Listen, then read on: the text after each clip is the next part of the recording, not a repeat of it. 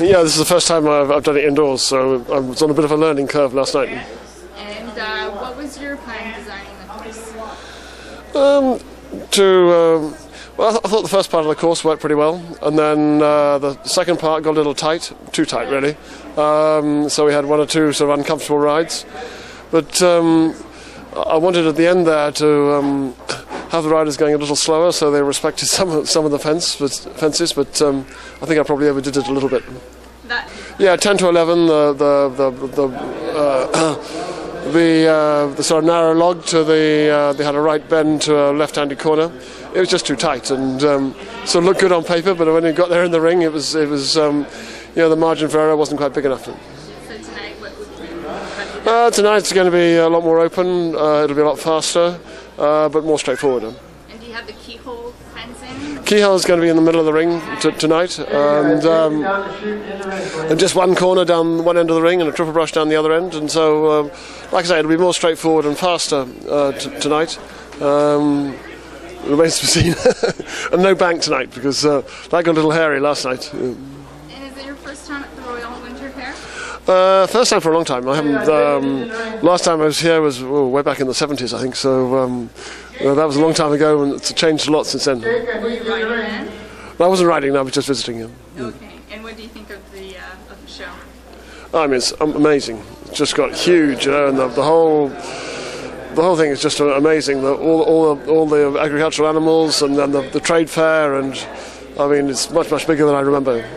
It's obviously there's a lot less room here, but I think the other thing that caught me out a little bit last night was we had like 15-minute setup time, and one or two of the fences weren't quite in the place that I sort of hoped to get them, but I sort of ran out of time to make those adjustments, and that was a learning curve for me, and I'm going to be a bit smarter about that tonight. Well, I mean the riding's different because the fences come up a lot quicker, but so is when I put the fences out for a normal cross-country course, well, I got all day to do it, not 15 minutes, and sometimes, like I say, last night I didn't get all the fences exactly quite where I wanted them, and that's why one or two of the turns were tighter than what I'd hoped for. And what do you think about the concept in general? I think it's great. I mean, it's a great competition here. They do it in Stuttgart, and there's one in England, another in Holland, and it's hugely popular. And I think especially tonight it'll be a little earlier in the evening. There'll be a few more people in with a little extra speed. It should be quite a noisy event in there tonight. Because eventing here in Canada, especially in even North America, is not like England. It's not a very popular sport. So.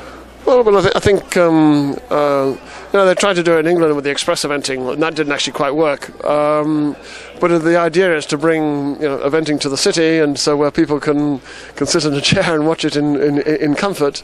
And I think there's actually here, even in Toronto, there's ways we can make it better and improve it, and for the future, if I'm asked to come back.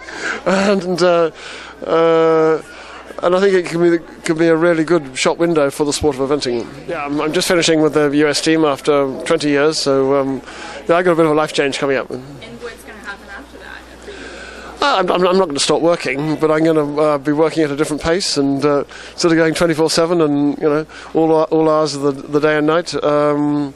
I'll just work a little bit more, have a day off in between, and hopefully spend a bit more time enjoying life. I'm going to go on designing, hopefully do a bit more designing around the world, and coaching. Whether I take on another team or not, I don't know, but certainly I'm going to do more coaching of private individuals.